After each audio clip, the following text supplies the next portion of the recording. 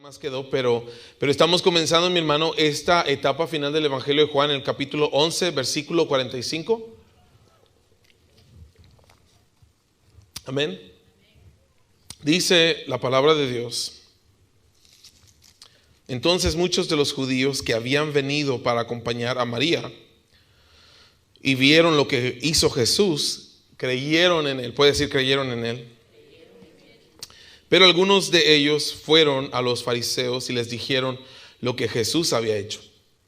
Entonces los principales sacerdotes y los fariseos reunieron el concilio y dijeron: ¿qué haremos? Porque este hombre hace muchas señales. Si le dejamos así, todos creerán en él y vendrán los romanos y destruirán nuestro lugar santo y nuestra nación. Entonces Caifás, uno de ellos, sumo sacerdote aquel año, les dijo: vosotros no sabéis nada, ni pensáis que nos conviene que un hombre muera por el pueblo y no que toda la nación perezca. Esto no lo dijo por sí mismo, sino como era el sumo sacerdote aquel año, profetizó que Jesús había de morir por la nación, y no solamente por la nación, sino también para congregar en uno a los hijos de Dios que estaban dispersos. Así que desde aquel día acordaron matarle. Por tanto, Jesús ya no andaba abiertamente entre los judíos, sino que se alejó de allí a la región contigua, al desierto, a una ciudad llamada Efraín, y se quedó allí con sus discípulos. Y estaba cerca la Pascua de los judíos, y muchos subieron de aquella región a Jerusalén antes de la Pascua para purificarse. Y buscaban a Jesús. Y estando ellos en el templo, se preguntaban unos a otros: ¿qué os parece? ¿No vendrá a la fiesta? Y los principales sacerdotes y los fariseos habían dado orden de que si alguno supiese dónde estaba, lo manifestase para que le prendiese. Señor Jesús, en esta tarde, Padre, te damos gracias por tu palabra, Señor, por la oportunidad de que estamos aquí, Señor, de exaltar tu nombre, bendecir tu nombre, Señor, y al mismo tiempo recibir consejo de tu palabra. Ahora te pedimos, Señor, que unjas nuestros corazones con la unción de tu Espíritu Santo, Señor, para que aprendamos a vivir, Señor, confiando en ti, esperando en ti, Señor, sabiendo, Padre Celestial, de que en ti estamos seguros, Padre Celestial. En esta tarde te damos a ti toda la honra, toda la gloria, toda la alabanza, Señor, porque solo tú te la mereces. Gracias, Señor Jesús. Gracias, Padre bendito. Gracias, Espíritu Santo, por estar con nosotros. Amén y amén. ¿Le puedo dar un fuerte aplauso al Señor?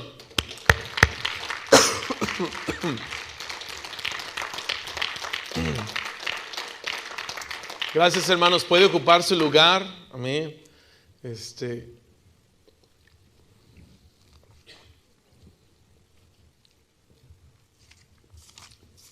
Es mucho lo que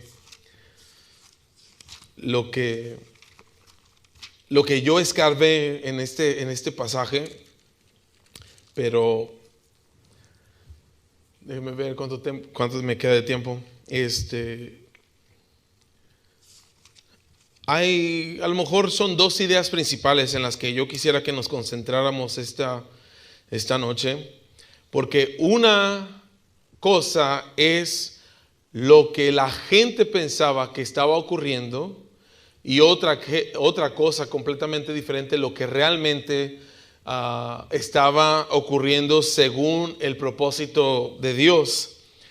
Regresando un poquito, mi hermano, lo que vimos el domingo, vimos cómo el Señor Jesús hizo esta última señal. Es de las 7 señales que hizo Jesús en el Evangelio de Juan, esta es la última. Y es la última, después de haber visto las señales, mi hermano, esta es en la que por este milagro, por esta señal, va a causar, mi hermano, un alboroto al grado de que ya Jesús ya no va a estar públicamente, o sea, él ya no va a andar públicamente, abiertamente, sino que ahora ya literalmente se va a esconder Jesús por las siguientes semanas o por los siguientes días. Y mientras que está como encubierto, va a seguir él ministrando con sus discípulos, conviviendo con sus amigos y haciendo el propósito de Dios, pero ya no lo vamos a ver como normalmente lo habíamos visto. Y el domingo hacía esta mención porque la mayoría de las veces, mi hermano, se enfoca mucho en el ministerio público del Señor Jesús. cómo convirtió el agua en vino, cómo alimentó a los 3,000, a los 5,000, cómo sanó al paralítico, cómo sanó al ciego de nacimiento, cómo hizo estas cosas, ¿verdad? Cómo es que ahora en última instancia vino a resucitar a Lázaro de entre los muertos después de 4 días de estar muerto. Y todas esas cosas son gloriosas, maravillosas, pero de aquí en adelante usted y yo vamos a ver otro aspecto del ministerio de Jesús, mi hermano, que eso es privado. Es un ministerio privado. Pero para haber llegado a esto, pues lo que ocurre es que los que vieron, recuerda que con María mucha gente fue con María, siguiendo a María cuando se encontró con Jesús, y Jesús fueron a la tumba, y estando en la tumba Jesús dijo: Lázaro, sal fuera, y salió. Y dice la palabra de Dios que muchos de ellos, los que habían acompañado a María, creyeron en él. Y el apóstol Juan hace una diferencia grande, mi hermano, entre creer y creer. Cuando nosotros estamos leyendo que muchos judíos creyeron en él, estamos hablando de esa fe que va más allá de lo sensacional. De hecho, en otras ocasiones, desde el capítulo 7, nosotros empezamos a ver este cambio en la multitud. ¿Se acuerda que primero eran miles los que seguían a Jesús y de repente de un día para otro se desaparecieron? Pero de aquí en adelante, la gente que empieza a creer en Jesús está creyendo no de forma superficial, no buscando a Jesús por milagros o por señales o por prodigios, pero están diciendo: cuando venga el Mesías, ¿podrá hacer obras más grandes que las que Jesús está haciendo? Y lo decían con duda. Y desde entonces los fariseos y los principales sacerdotes planearon ya matar a Jesús. Entonces, cuando nosotros vemos en el versículo 45 que muchos de los que acompañaban a María y que vieron lo que hizo, creyeron en él, estamos hablando del tipo de fe, mi hermano. Cuando nosotros estamos hablando del tipo de fe de que creyeron que Cristo es el Mesías, que Cristo era el Mesías. Pero algunos de ellos, aún y cuando presenciaron el milagro y cuando vieron lo que pasó, mi hermano, en vez de creer en Jesús, buscaron una oportunidad para tener cierta reputación o cierta aprobación de parte de los principales y de los fariseos.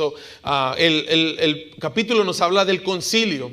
En otras partes de la Biblia lo conocemos como el Sanedrín. ¿Alguien ha escuchado sobre esto?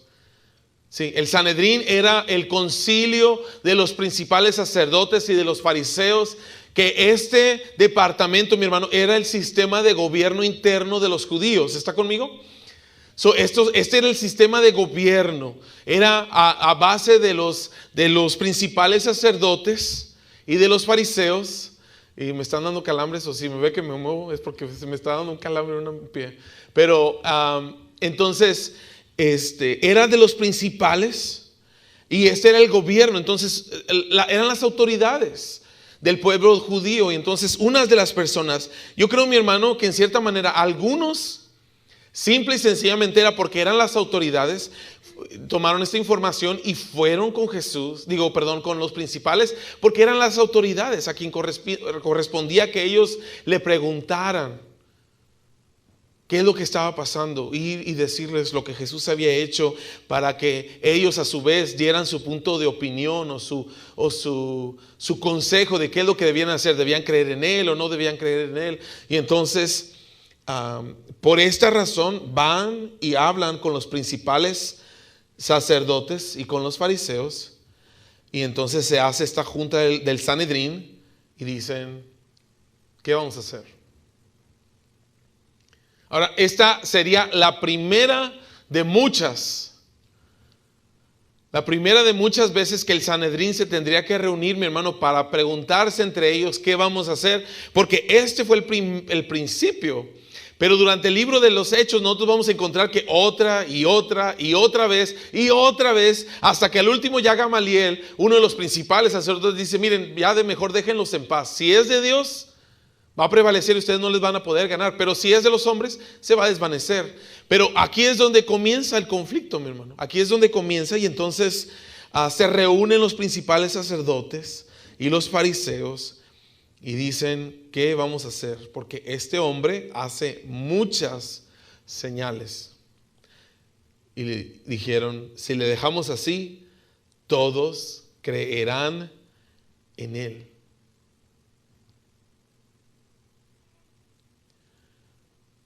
Y creo que esto es muy importante. Las siguientes palabras en el versículo 48 dice, todos creerán en él y vendrán los romanos y destruirán nuestro lugar santo y nuestra nación. Hay tres cosas aquí. Hay tres aspectos. Uno es que el pueblo judío está bajo el imperio romano. ¿Okay? El pueblo judío está bajo la autoridad del imperio romano. Y aun y cuando los judíos tienen su propio sistema de gobierno, básicamente los principales sacerdotes y los fariseos son como las marionetas del pueblo romano para tratar de controlar y tratar de mantener el orden en el área de Cesarea y Judea, porque eran las únicas personas que el pueblo judío respetaba, a los principales y a los sacerdotes y a los fariseos.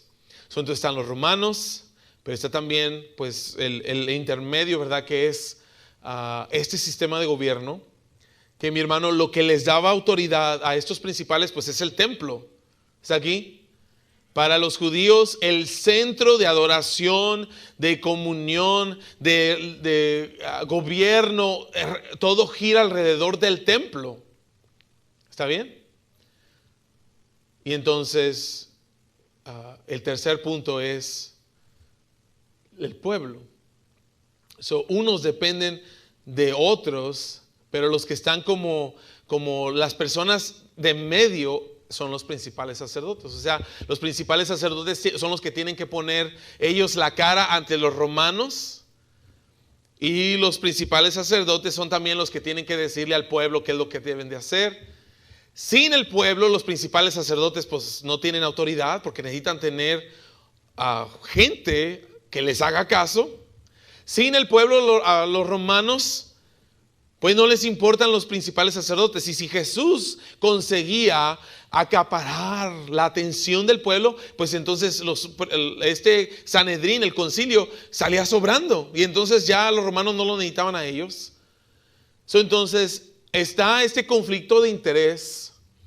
Está este conflicto esta inclinación de sobrevivencia. ¿Está conmigo? Que ellos... Mire, esto no lo dice la Biblia, pero es como algo que usted y yo necesitamos entender. A los principales sacerdotes lo que les interesa es que las cosas sigan como están. ¿Hello? Esto hablé brevemente el domingo en la tarde, que éramos 5 personas y los servidores, y algunos de ellos se me estaban durmiendo, pero de esto, mi hermano, hablé el domingo. De cómo nuestros intereses pueden desviar nuestra atención. En el caso de los sumos sacerdotes, ellos querían que las cosas continuaran exactamente como estaban. ¿Por qué? Porque ellos eran la autoridad sobre el pueblo, porque ellos daban la cara con los romanos, y de esta manera ellos seguían en cierta capacidad o cierto control sobre la situación. ¿Está aquí? Entonces, esto es lo que los motiva a ellos a decir, pues ¿qué vamos a hacer? Si todos empiezan a creer en Jesús, a nosotros nos van a sacar del medio. Si todos empiezan a creer en Jesús y entonces los romanos ya no nos ven a nosotros útiles, entonces van a pensar que el pueblo se va a sublevar, y entonces van a venir los romanos, van a destruir el templo, que para ellos eso era lo más importante, era lo que les daba autoridad a ellos. Ellos, y sinceramente, mi hermano, ellos pensaban que estaban sirviendo a Dios. Pero sabe, va a haber ocasiones que la sinceridad no corrige algo que se está haciendo mal. ¿Está aquí? Usted puede ser muy sincero en algo que está haciendo, pero si está mal, está mal. Sinceramente mal. Y entonces, si destruían los romanos el templo, ellos quedaban sin autoridad. Si destruían la nación, pues ya no tenían quien les iba a hacer caso a ellos. Hay este sentido, mi hermano, de sobrevivencia.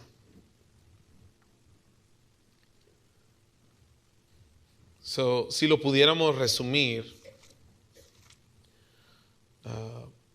es para sobrevivir ellos, para mantener las cosas como estaban.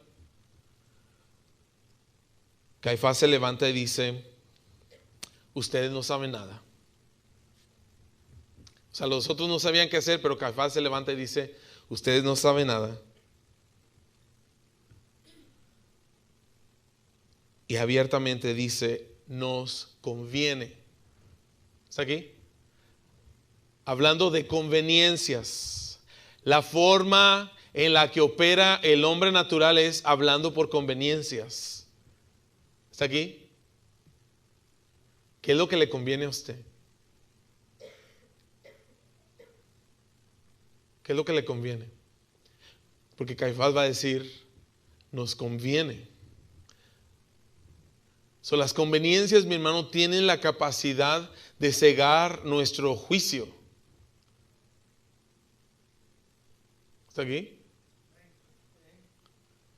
Caifás, aún siendo el sumo sacerdote, de los principales, de los principales, de los principales, él, ahora sí que, por decirlo de esta manera, es el gran queso, the big cheese, el jefe. Y él está diciendo: nos conviene que un hombre muera por el pueblo. Y para mí se me hace interesante porque a Caifás no le importa si Jesús es inocente o no.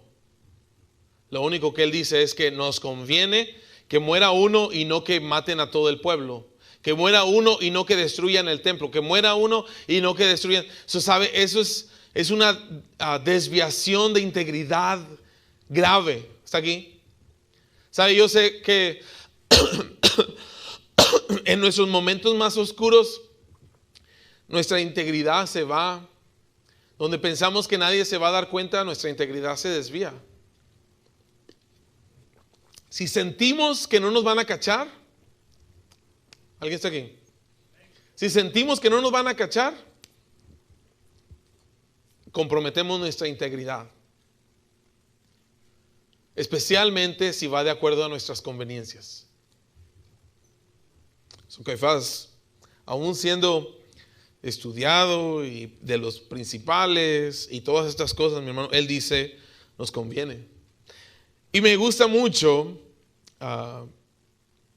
que el apóstol Juan nos incluye estas palabras. Dice: esto no lo dijo por sí mismo, sino como era el sumo sacerdote aquel año, profetizó. ¿Puede decir profetizó? Profetizó que Jesús había de morir por la nación. Antes de que brinquemos a conclusiones, le voy a decir algo. Dios puede usar al que sea para hablarle, ¿verdad? ¿Está aquí? Una de las cosas que la Biblia habla mucho, y no nos vamos a meter mucho en eso esta noche, pero habla del pecado de Balaam. ¿Se acuerda? ¿Se acuerda cuál fue el pecado de Balaam? Amén. Bueno, él sí se acuerda. Bueno, pero entonces Balaam era ¿cómo le diré? Balaam era un brujo. ¿Está aquí? Están muy serios, hermano. Balaam era un profeta a sueldo. Le pagaban por echarle los caracoles a la gente. ¿Está aquí? Entonces, en una ocasión vino uno de los pueblos paganos y dijo, tráiganme a Balaam para que venga y me maldiga al pueblo de Israel antes de que salieran a la batalla. Y Balaam dijo, bueno, pues, ¿cómo está el asunto? Le dijo, vino palabra de Dios a Balaam y le dijo, no vayas. Ahora, no era que Balaam fuera como profeta de Dios. Ahí es donde nosotros tenemos que saber distinguir lo que la palabra de Dios dice y que nosotros podamos discernir adecuadamente o interpretar adecuadamente la palabra de Dios. Vino palabra de Dios a Balaam, no porque Balaam fuera un profeta de Dios, sino que Dios va a usar al que Él va a usar cuando Él quiera, donde Él quiera, como Él sea, ¿verdad? Y entonces lo que hizo es que le dijo a Balaam, no vayas. Y vinieron otra vez y le dijeron, no, pero mira que ven, maldíceme a este pueblo. Y Dios le volvió a decir, no, ni se te ocurra ir. Y vino otra vez, le vinieron a decir otra vez. Y va Balaam y le dice, pues, ¿puedo ir? Y como Balaam estaba, insiste con lo mismo. Dios ya le había dicho, no vayas.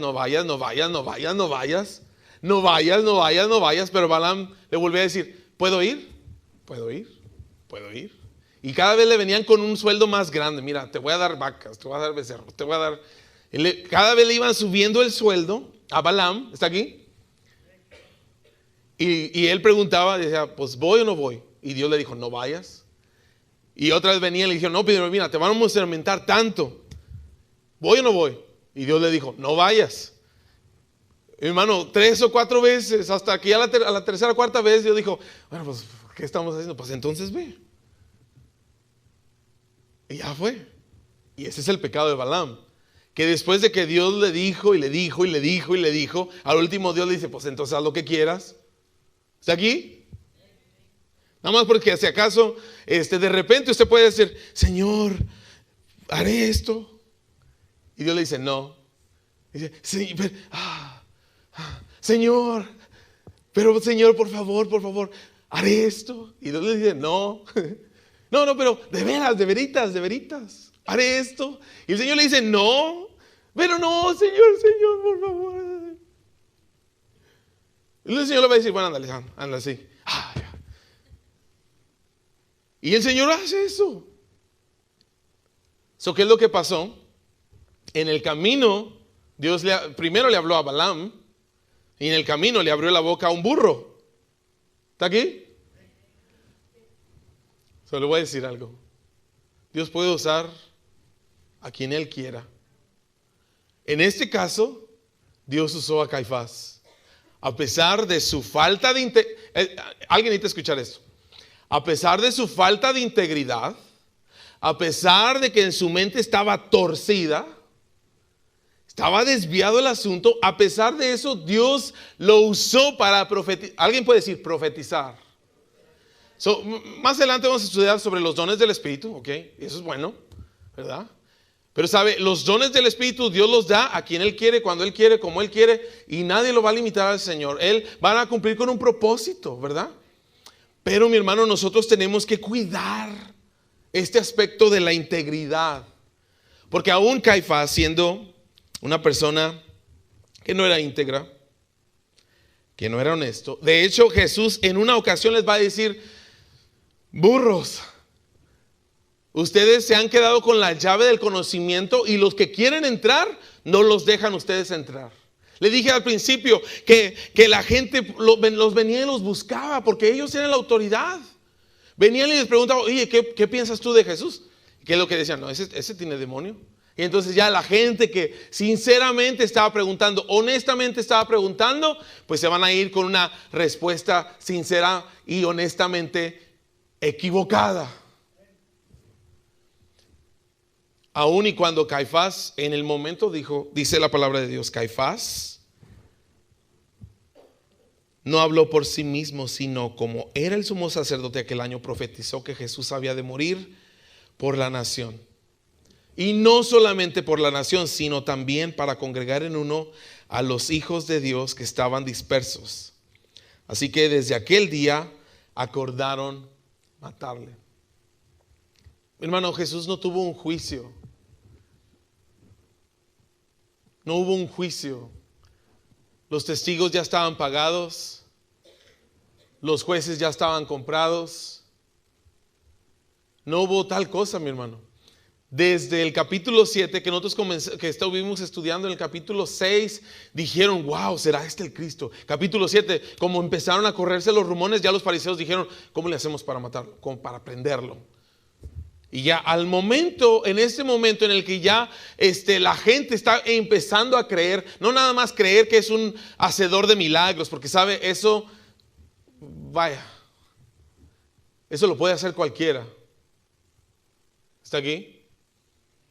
¿No? ¿Sí lo cree o no lo cree? Milagros los puede hacer cualquiera. Pero estaban empezando a creer en Jesús como el Mesías. Esa fe que viene de Dios. Y era preámbulo. Más al ratito vamos a empezar a ver cómo esto se va a empezar no solamente entre los judíos, sino que se va aún a extender con los gentiles. Y es cuando se empieza a extender con los gentiles que Jesús dijo, ha llegado la hora. Le voy a decir por qué. En esto que está diciendo el apóstol Juan nos dice que no solamente Jesús iba a morir por un pueblo, no solamente iba a morir por la nación, sino que iba a morir por todos los hijos de Dios que estaban dispersos. ¿Dispersos dónde? Alrededor del mundo, mi hermano, pero también alrededor de las edades. ¿Está aquí? Usted y yo somos parte de esa dispersión. Usted y yo, si usted profesa su fe en Jesucristo, nosotros somos parte, mi hermano, de este versículo, de esta pequeña cláusula donde dice, no solamente por la nación, sino también para congregar en uno a los hijos de Dios que estaban dispersos. Así que desde aquel día acordaron matarle. Le dije que tenía dos ideas. Pudiéramos decir dos ideas principales. La primera es que quiero que vean este pasaje que el concilio acordó matar a Jesús porque aumentaba el número de creyentes y temían la destrucción del templo. O sea, en una forma general, lo que mató a nuestro Señor Jesucristo, o lo que causó la condena de muerte a nuestro Señor Jesucristo, mi hermano, fue el miedo. ¿Alguien está aquí? Que estas personas tuvieron miedo de que aumentara la popularidad de Jesús, que aumentaran los creyentes de Jesús. Tuvieron miedo de que los romanos vinieran y destruyeran el templo. Tuvieron miedo de que destruyeran la nación completa. Aún, tengo que decirle, aún y cuando Dios había hecho promesas por medio de los profetas de que Dios iba a dejar siempre un remanente. Hasta el día de hoy, mi hermano. Pero es que el miedo tiene esta forma, mi hermano, de nublar nuestra forma de pensar. Y aún y cuando nosotros somos testigos del poder de Dios y hemos visto sus maravillas y sus prodigios, si usted le da lugar al miedo, el miedo le va a dejar saber o le va a hacer sentir que a pesar de que Dios ha prometido algo, pues quién sabe si lo cumpla o no. ¿Está aquí? Eso es lo que hace el miedo. El pueblo tenía promesas eternas de parte de Dios, pero por miedo, estos hombres desde mucho antes habían decidido matar a Jesús. Eso es lo que ellos estaban pensando. Ellos pensaban que estaban siendo sabios. Ellos pensaron que estaban siendo sabios. Ellos pensaban que estaban haciendo lo mejor por el pueblo. Ellos pensaban que estaban sirviendo a Dios. Pero la verdad, mi hermano, es que solamente estaban tratando de protegerse a sí mismos. Y sabe, desde las profecías, mi hermano, estaban puestas. Mire, por ejemplo, le voy a dar algunos ejemplos. Salmo 2 desde el Salmo 2, capítulo 2, vemos esto que ya estaba profetizado. No significa, mi hermano, que Dios es el causante, sino, le dije desde el domingo, es más bien que Dios sabe el fin desde el principio. Y en el Salmo capítulo 2, del versículo 2 al 4, nos habla de este evento en el cual los hombres iban a conspirar contra Jehová, contra Dios, contra su ungido. Dice Salmo 2, dice: se levantarán los reyes de la tierra y príncipes consultarán unidos contra Jehová y contra su ungido, diciendo: rompamos sus ligaduras y echemos de nosotros sus cuerdas. El que mora en los cielos se reirá y el Señor se burlará de ellos. ¿Por qué decimos esto, mi hermano? Porque exactamente las cosas que esta gente estaba tratando de prevenir también estaban profetizadas. El profeta Daniel también lo dijo. Daniel, en el capítulo 9, versículo 26, Daniel nos hace esta remembranza de lo que va a ocurrir, mi hermano, con este pueblo.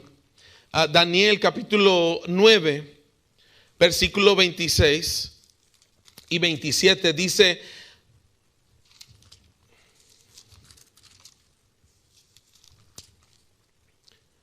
y después de las 62 semanas se quitará la vida al Mesías, mas no por sí. Y el pueblo de un príncipe que ha de venir destruirá la ciudad. ¿Está conmigo? Destruirá la ciudad y el santuario. Y su fin será con inundación, y hasta el fin de la guerra durarán las devastaciones.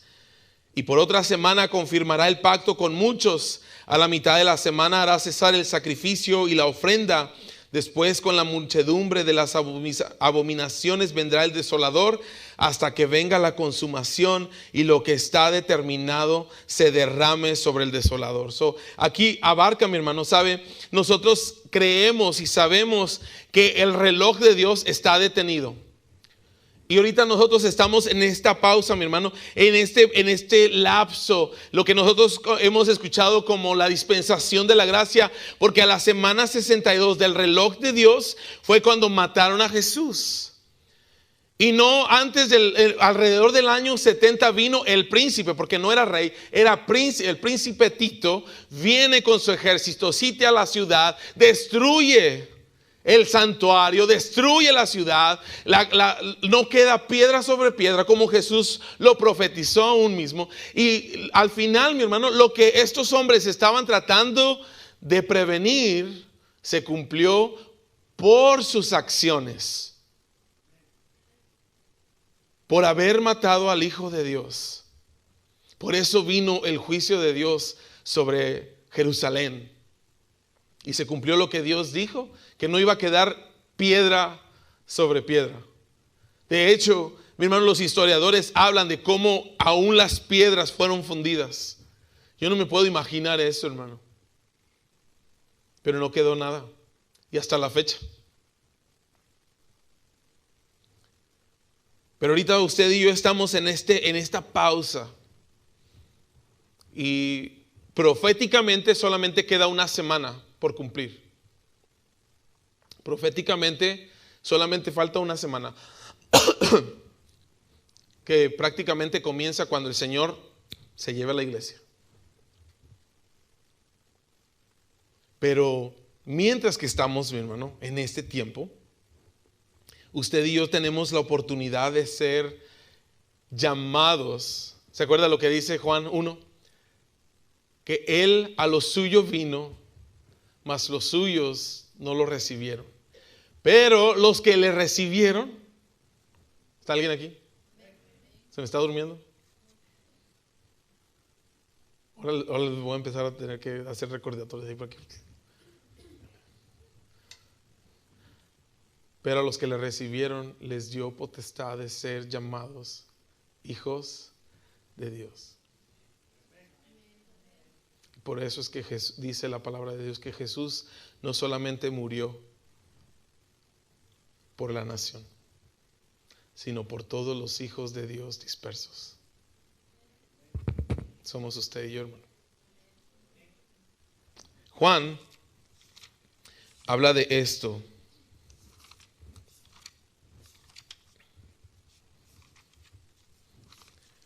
Miren, en la epístola, en la primera epístola,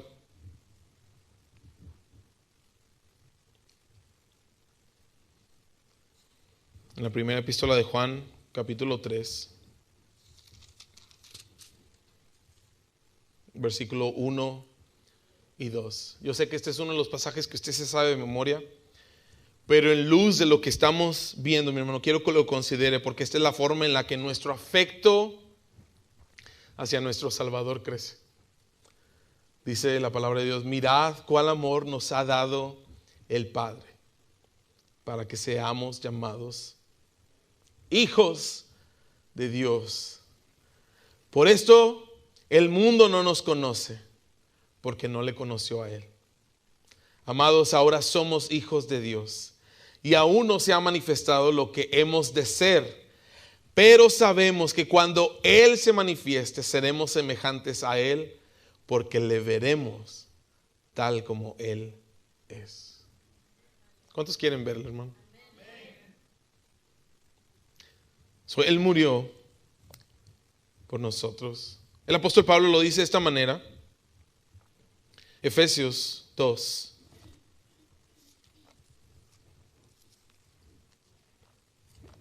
Efesios 2:14.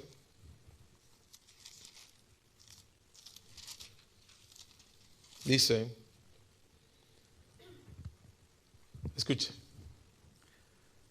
estos son de esos pasajes que nos hacen sentir más admiración o más amor hacia nuestro Salvador. Dice, porque Él es nuestra paz.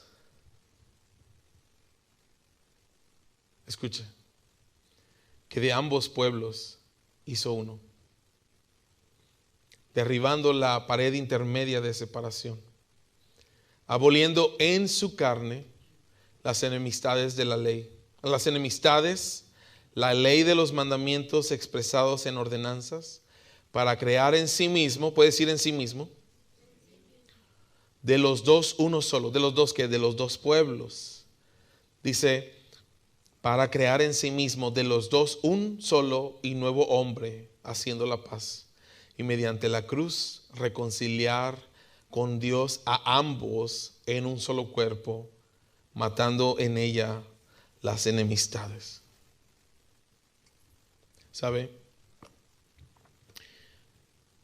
Esto es lo que nosotros predicamos.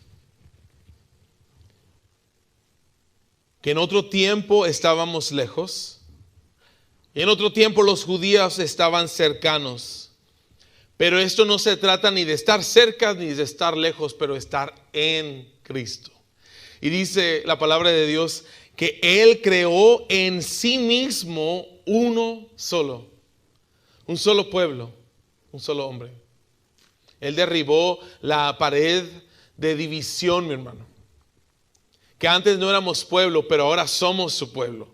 Que antes no éramos hijos de Dios, pero ahora somos sus hijos. Que antes, mi hermano, éramos considerados, mi hermano, como perdidos, extranjeros o paganos, o yo no sé cómo le quiera usted llamar, mi hermano, enemigos mismos de Dios. Pero ahora hemos sido hechos hijos de Dios por lo que Jesús hizo por nosotros. Por eso las palabras que el apóstol Juan nos dice, y no solamente por la nación, sino también para congregar. Puede decir congregar. Congregar en uno los hijos de Dios que estaban dispersos. Con esto quiero terminar, mi hermano. Miren. Esta es la idea principal que yo quisiera que nos quedáramos hoy. Cristo nos... Perdón. Es peor ahora que tengo el micrófono aquí.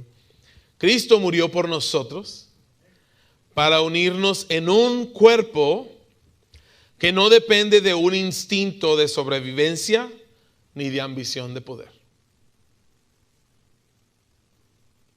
Se lo voy a volver a decir. Cristo murió por nosotros para congregarnos en un cuerpo que no depende de un instinto de sobrevivencia ni de ambición de poder. Es exactamente la falla.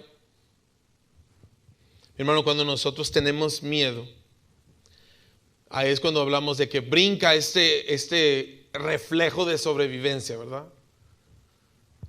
Y no quiero que me malentienda, ¿ok? O sea, si usted va pasando por la calle y le pita un camión y pues usted obviamente que va a brincar y usted va a tratar de salvar su vida, ¿verdad? No es como que va a decir, pues que sea lo que Dios quiera. No es de lo que estamos hablando, hermano.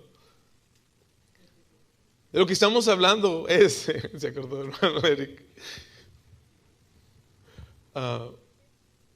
Hermano, de lo que estamos hablando es de que la forma en la que operamos no es buscando nada más nosotros sobrevivir o sobresalir, sino más bien, mi hermano, reconocemos la unión que tenemos ahora con Cristo. Esta unión, mi hermano, Cristo la pagó por medio de su vida misma, para congregarnos, para unirnos en un cuerpo. Ok, ¿cómo se mira esto, mi hermano? Mire, el hombre natural tiene esta tendencia a querer actuar por sobrevivencia o mantenerse a sí mismo o salir adelante por sí mismo. Tiene esta ambición de poder. ¿Sabe? Uno de los principios de pensamiento, de filosofía, una esposa de presidentes, Eleanor Roosevelt, dijo esto: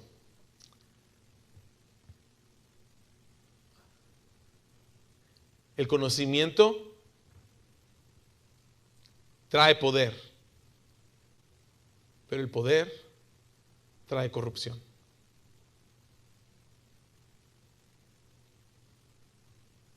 ¿Está aquí? Por eso es que Jesús le reclamó a los fariseos: ustedes que ni entran ni dejan entrar.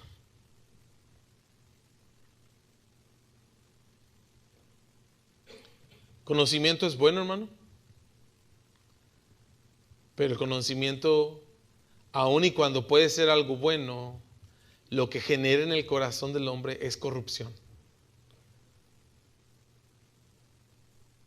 ¿Está aquí?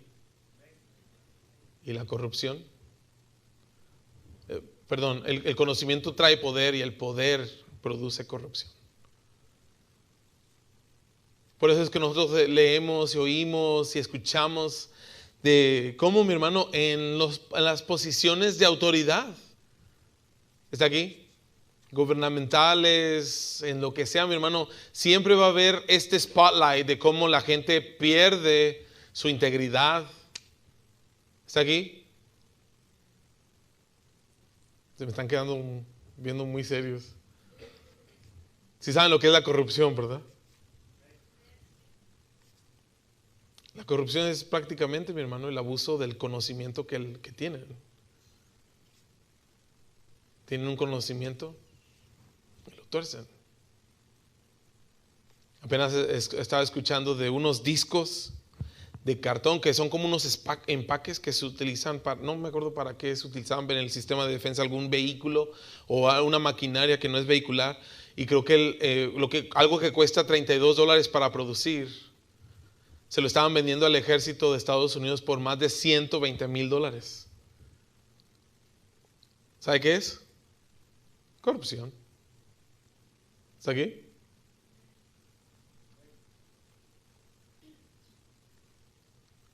En México era muy conocido de que si hacían una fiesta, pues la fiesta en la Casa de los Pinos iba a costar millones y millones de pesos. ¿Y por qué?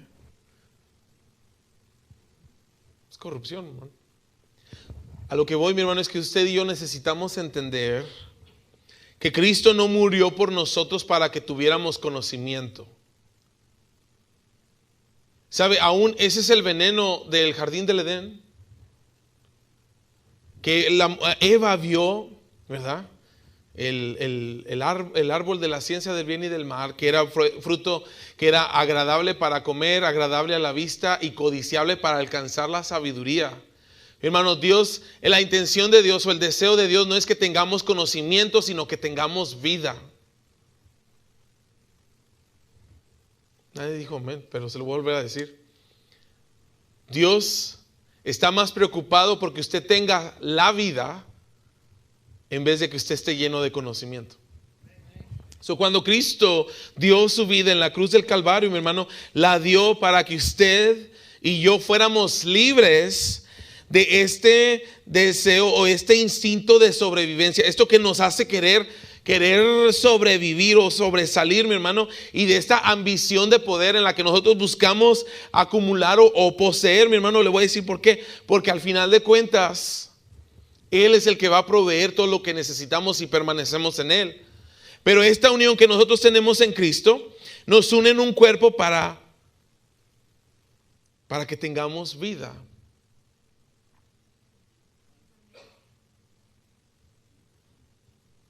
Y la vida que el Señor nos da, mi hermano, es un poquito diferente. La vida que Dios nos da, es donde brincamos el ciclo. Ahí es donde brincamos el ciclo, mi hermano, porque en vez de que queramos nosotros adquirir y acumular conocimiento, lo que recibimos es la vida de Cristo. Y al tener la vida de Cristo, mi hermano, también recibimos poder, pero el poder que recibimos ya es libre de corrupción. Si nosotros tenemos esta unión presente, mi hermano, de que estamos en un cuerpo en Cristo. Mi hermano, ya no estamos buscando nuestra propia gloria, porque somos parte de un cuerpo. ¿Está aquí?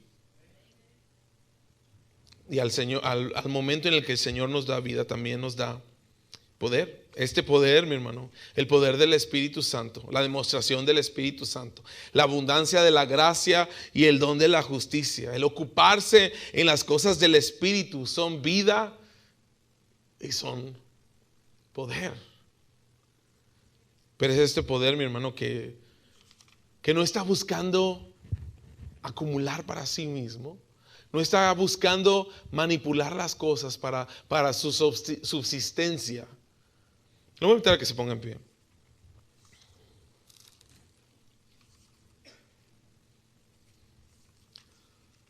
No, mi hermano, más bien lo que Jesús hizo fue, Él dio su vida por nosotros, para que a la vez nosotros rindamos nuestra vida a esta unión con Cristo, para recibir su vida y el poder de su Espíritu Santo. Se lo vuelvo a decir porque con esto necesito terminar. Cristo murió por nosotros para que a su vez nosotros rindamos nuestras vidas en esta unión con Cristo, en la cual nosotros recibimos su vida y el poder de su Espíritu Santo. Esa es la manera, mi hermano, en la que nosotros cortamos el ciclo de conocimiento trae poder, poder trae corrupción. Más bien nosotros recibimos la vida de Cristo y la manifestación de su Espíritu Santo.